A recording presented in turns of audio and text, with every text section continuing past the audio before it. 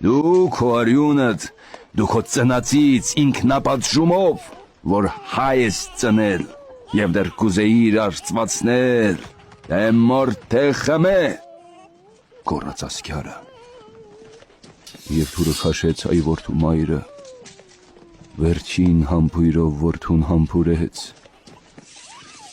շանթի պես խոցեց, նախ սիրտը տահճի, և ապա սուրը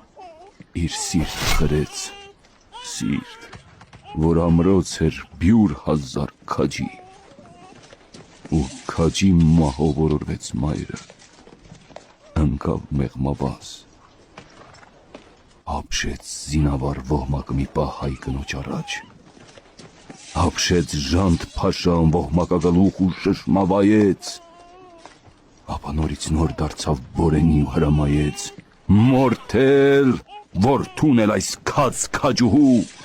քերթել որդուն էլ շեյթանի ջադու, և ցայտեց իսկույն